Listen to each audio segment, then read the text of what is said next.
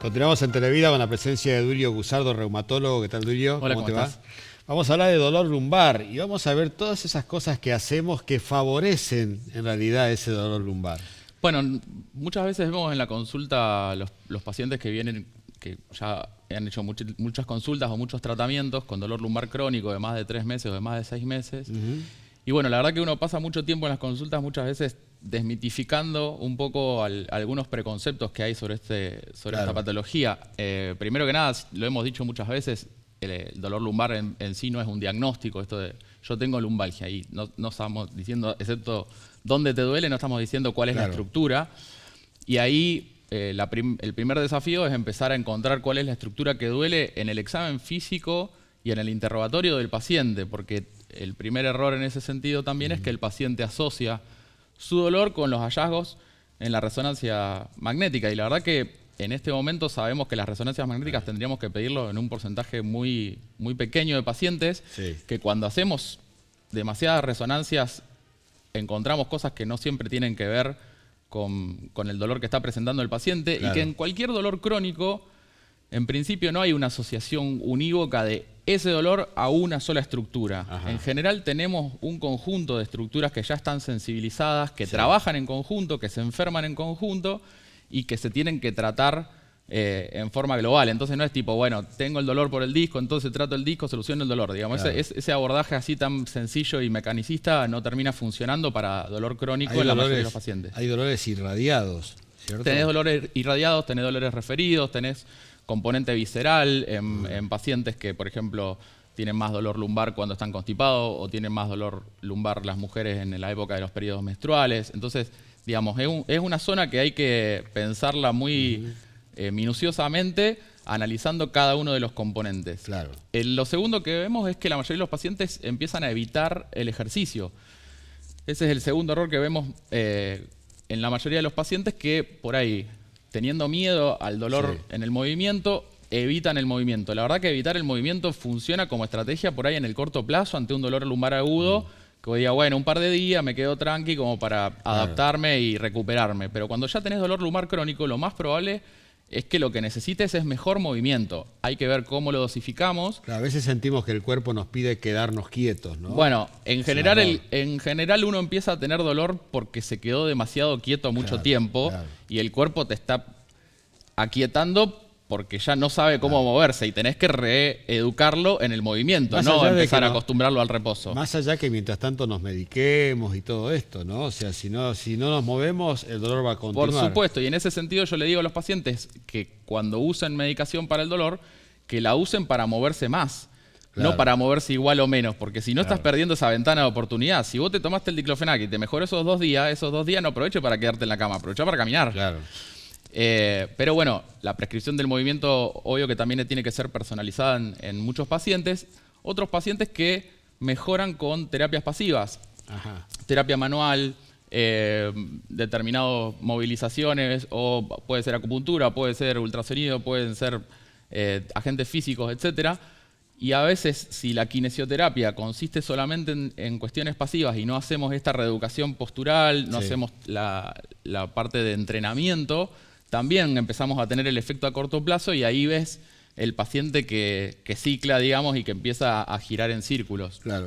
Y lo otro, respecto de las terapias más comunes que usan los pacientes, son los corticoides y los antiinflamatorios.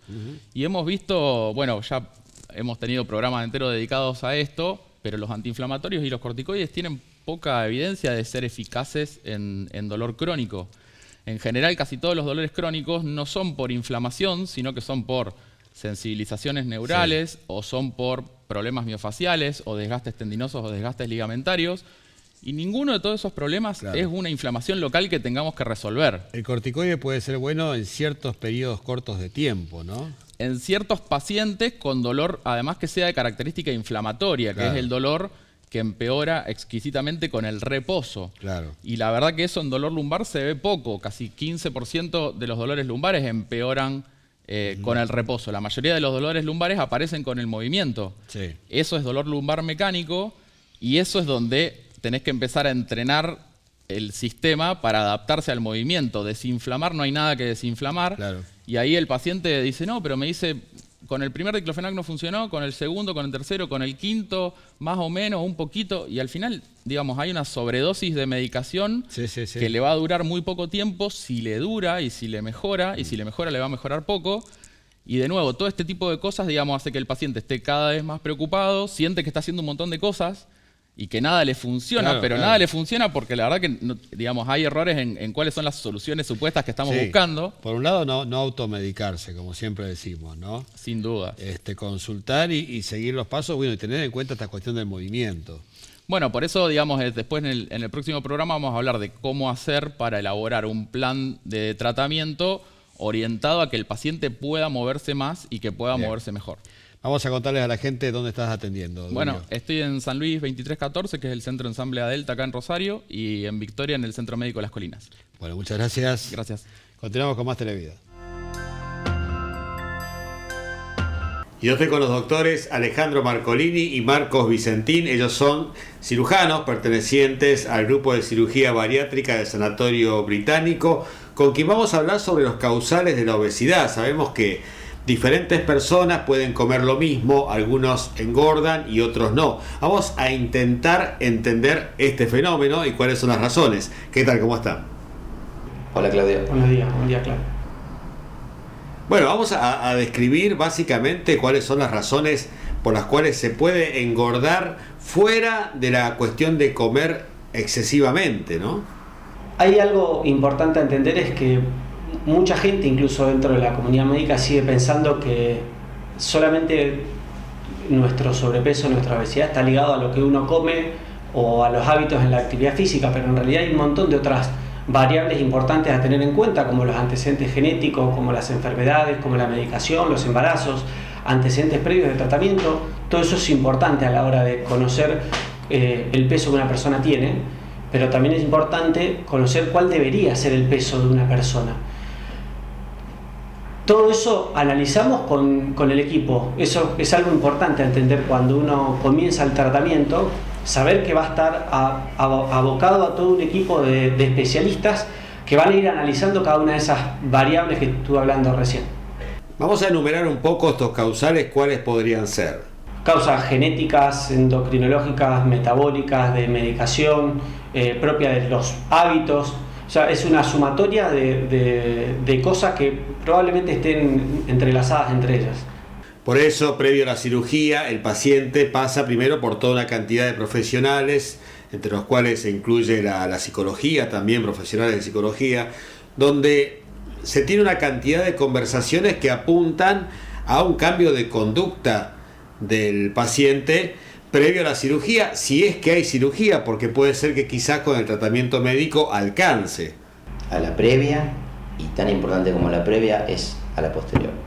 No nos vamos a cansar en reiterar la importancia del seguimiento postoperatorio para continuar con esta forma de vida y también para evitar las reganancias. Las reganancias de un postoperatorio o sin postoperatorio, porque el paciente bajó sin operarse, tienen neta relación con la actividad física y con el control que continúe con el equipo en el postoperatorio o en el post-tratamiento una vez que llegó el peso adecuado. No nos vamos a cansar, porque está netamente relacionado con el control y con el vínculo que se genera entre el paciente y el grupo multidisciplinario. La actividad física se recomienda antes del tratamiento, durante. Sin lugar a duda que la actividad física es un factor fundamental en el tratamiento, tanto en lo previo como en lo posterior, y eso los estudios demuestran que las personas que ya tienen un hábito y lo mantienen después de una cirugía ayudan muchísimo en mantener el peso adecuado a largo plazo, con lo cual es fundamental.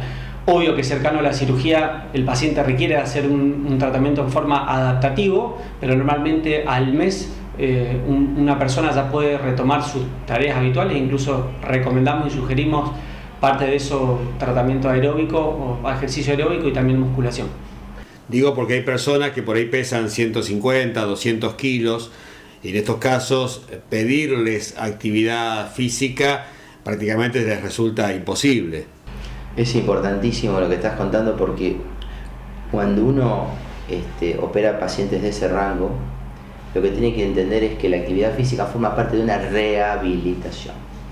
no es que uno se opera y bajó X y ya empieza a hacer actividad física como si nunca hubiera tenido un problema de obesidad. No, es una rehabilitación. Si no, el paciente se lesiona y retrocede 5 escalones. Entonces, el consejo es: la actividad física tiene que estar siempre supeditada o controlada por un especialista, que si es un kinesiólogo o un profesor de educación física, muchísimo mejor. Porque el paciente no empieza a hacer actividad física como quiere, tiene que hacer una rehabilitación para que sus rodillas vuelvan a entender cómo está parado, su cintura vuelva a tolerar un menor peso, pero ganar masa muscular para que tenga sostén y soporte esa columna, para evitar todo tipo de lesiones. Entonces, la actividad física fundamental, pero en principio es una rehabilitación a sus estándares normales. Bueno, cuéntenme a qué nos referimos cuando hablamos de cirugía metabólica. ¡Wow! ¡Qué tema! La cirugía metabólica es la alteración de la anatomía normal de un paciente con el intento de mejorar su aspecto metabólico. Y acá el tema fundamental es diabetes tipo 2.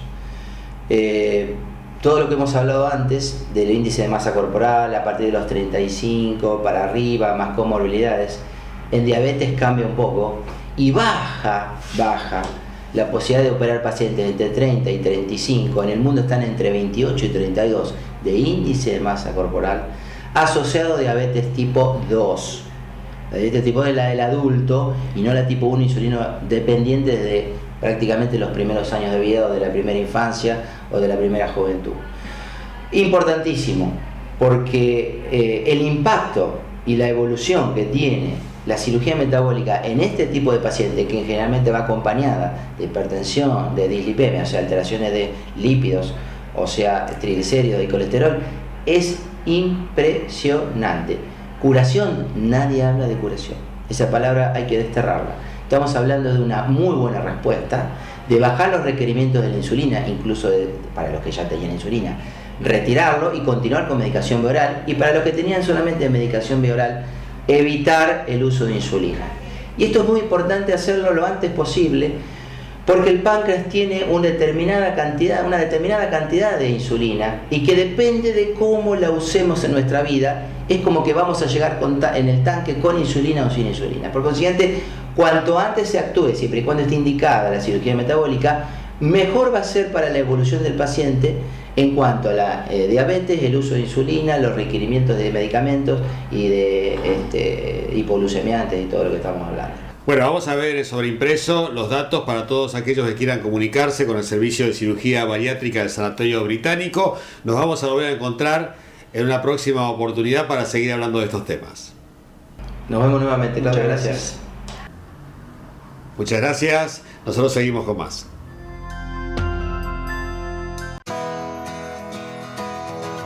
Si necesitas una faja y no sabes cuál es la indicada, consultanos. Hansi. Traumatólogos especialistas en rodilla. Grupo CRP 421-1239. ¿Querés cambiar tus hábitos alimenticios? Vanessa Cofre, nutricionista. Dietas para celíacos, diabetes, teléfono 621-9530. Búscanos en Facebook e Instagram como NutriInventa.